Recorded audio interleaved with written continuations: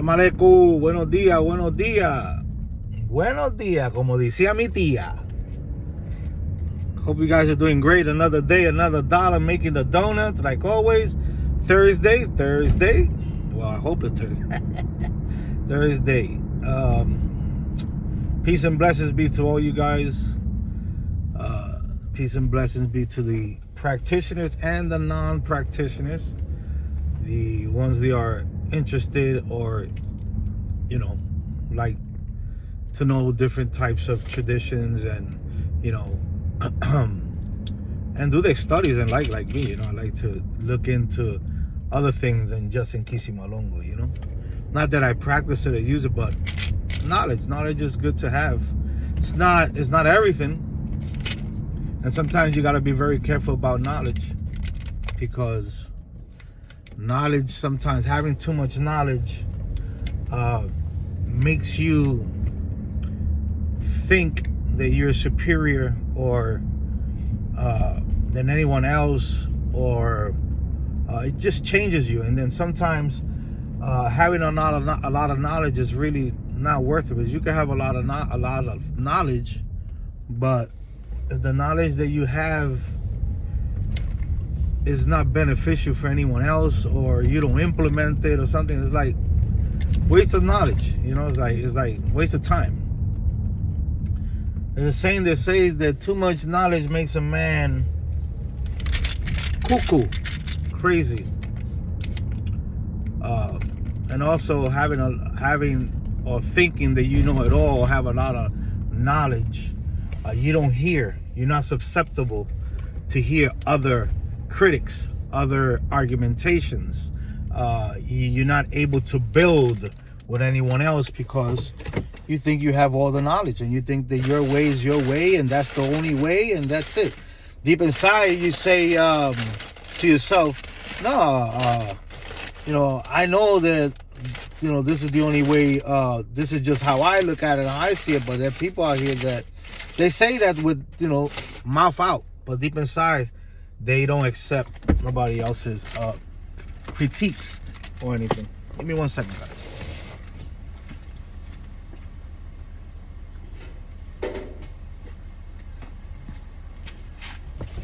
Yep, a lot of knowledge makes a man mad. Anyway, just came in this morning just to speak a little bit, real short. I'm not gonna be here, for hopefully it's shorter than usual. Talking about the certain things about the Kenga, but more on the binary codes. I'm not making videos on binary codes. Tata Matamba is making videos on binary codes and all that, and giving explanation. He's the one that has put out the books. He's the one that has more knowledge on it, and I feel as though I leave that to him. He's more knowledgeable, and I'm not gonna dab into that. But what I will try to do here is try to explain to you guys, those who have bought the book, or those who are just listening to learn or are interested, that you have to understand, when you use binary code and you just are not using question and answer formats, the format way of question and answer, the yeses and nos, the maybe so's, the precautions, letters that come out, that you look at them, just as what they fall and how you understand them. And that's usually the common way that a lot of Nkisi practitioners uses them. Whether they use the top part meaning the concave side of the coconut shell, I'm gonna call them, coconut shell thing. Whether they use the coconut shell with the concave side, meaning the opposite, or whether they use the back of the coconut shell, meaning positive, meaning that's the side that it speaks on, or whatever, whichever system that they use with the coconut, it's fine. This is how they understand it. That's a big thing now on that too, that Palo, we don't read the shamalongos or the ensandis. We're not supposed to be reading them like that. We're supposed to be reading them backwards, shell up, and they give their understanding, and it's, hey, that's how you read them, and that's how it functions for you. It's great.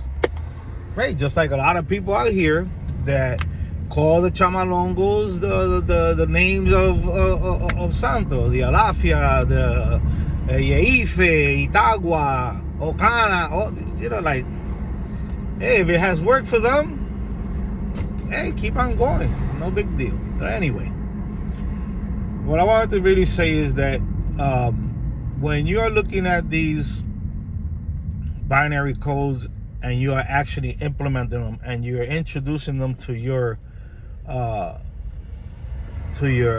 munanso or to your nganga, and you are actually sitting down with your nganga and going over all of these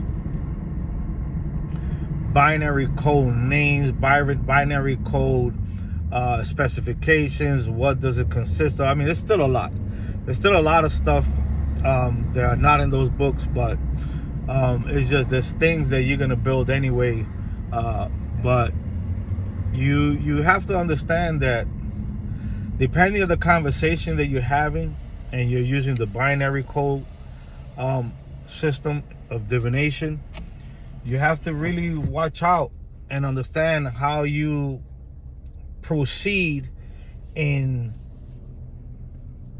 making looking for the right way of how to speak to that enfumbe in there, in order for you don't get confused and the enfumbe doesn't tell you something that you don't understand, because the way you're speaking is not in a way that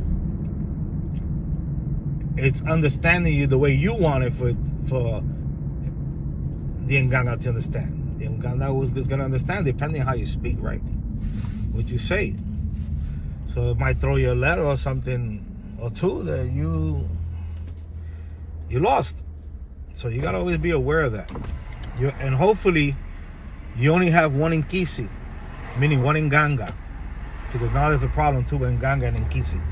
So anyway, one Nganga, you have to be, if it's good that you have only one Nganga or one Nkuyo, even though you're not going to be prone to other spiritualities wanting to speak through that binary system, but at least you could, if you've been with your whatever you have for a while, you could kind of differentiate it, if it's your Nganga, your Nkuyu that's speaking to you, because you are gonna get instances where there's something speaking there and it's not your Nganga, it's not your Nkuyu.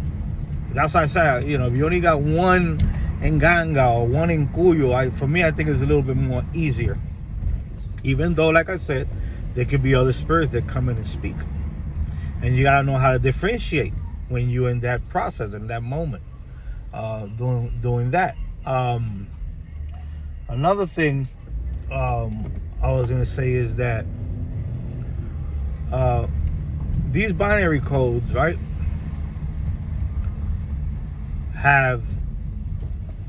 there are some binary codes that are masculine, there are some binary codes that are feminine, there are some binary codes that hold certain type of energies, that represent certain type of energies, and sometimes those binary codes are speaking about a certain type of, let's say, impungo, and there could be more than one impungo represented in that binary, and you have to know exactly which impungo is the one that your Nganga, your muerto, is leading you to look upon and speak upon and build upon, because if you don't read that correctly,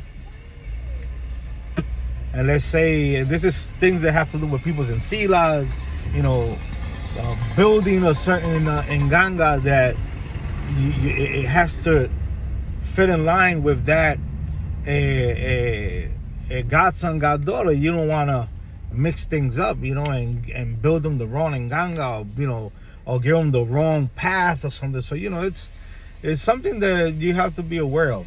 You understand? You also got to remember that the way they fall. How do they fall? You understand?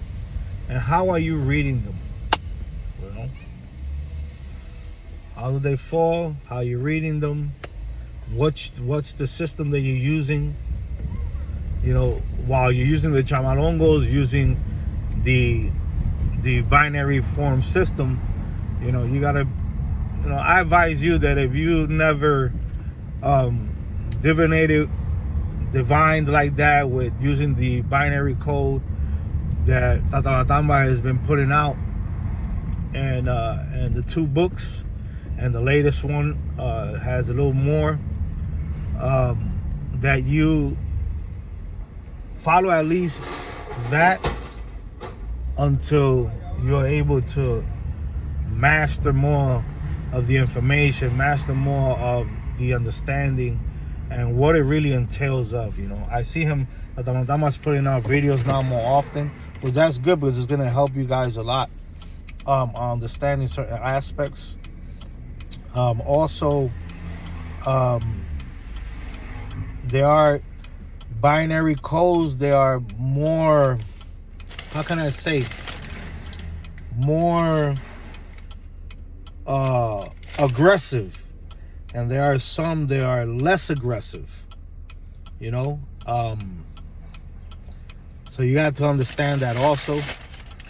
It's a lot of things, and then you got the Mfumbe. That the Mfumbe, while you using the binary code, and the Mfumbe understands and is speaking through the binary code, there's also things that when you are in that moment in divination or in consultation or whatever you're doing or working with your spirit, there are things that the binary code is not gonna tell you. There are things that the binary code is gonna throw you kind of a ballpark, kind of like it's gonna paint kind of a scenario, almost like a movie. It's gonna paint a scenario for you, because you have to understand that all of us in life go through different scenarios. All of us in life, no matter whether you're black, blue, green, or whatever, it doesn't matter. We all go through a lot of the same things, because it's part of life. It's part of humanity. So these are procuring episodes and things that have passed through generations and generations and generations, and these things are like the most common things that we all go through. So it's nothing new to a spirit. It's nothing new to them. So depending on what is going on with your life, the spirit is going to paint a picture to you, and you might say, oh, well, that happens to anybody. Yeah, it could, but the problem is that that's happening to you right now. It could happen to anybody, but you're the one that's going through that right now, not anybody else, or not people that or whatever. You're the one that's going through that cycle or through that predicament at the moment. But as a priest or a priestess, the Nganga also speaks to you. The Nganga also throws certain things to you that the chamalongos, when you're throwing, you're not receiving, but the spirit gives it to you. And that just takes more time, more being more in sync with that spirit in there, or those spirits. That's why I say it would be nice if you only have one that you're dealing with, just to make it a little easier, for it won't confuse you. Because I believe me, sometimes it confuses me because of that. It's not just having one. But anyway, if one is difficult, imagine 10, 11, 12 enquisis or empungos and gangas. So always remember that the binary, certain signs are feminine, certain signs are masculine, certain signs are strong, hard, more firm, more and some are more appeasing, some are more light, easygoing, also the impungos, the ones when those signs come out, what impungo is talking there, what impungo is it representing, what this, what's that. If you notice in the book, right, the Scrolls of Time, when you start reading the binary code, right, you go to the last part of the page, well, the bottom of the page, I'm sorry, it's too early, bottom of the page, you will see certain impungos there, right, that binary code could be speaking of, or that impungo is speaking. Which one? So as you go and you start learning and understanding, you'll start being able to understand which impungo is speaking, or what is the infumbe speaking about. Because like I said, a sign could have multiple impungos that fall upon that sign. You understand? About on that binary. So, and then let's say you come out and you cast 2 times, and you have 2 binary codes there, and you don't understand, it'll get you confused, and it'll make you you'll do things incorrectly because you don't understand it correctly. So keep watching Tata Matama's videos. They're good videos. Tata Fumbe's videos. Who else is out there? I don't know. Anybody else that could teach you guys that. I'm just speaking about the binary, so not too much getting into it. Just wanted to give you guys a little advice.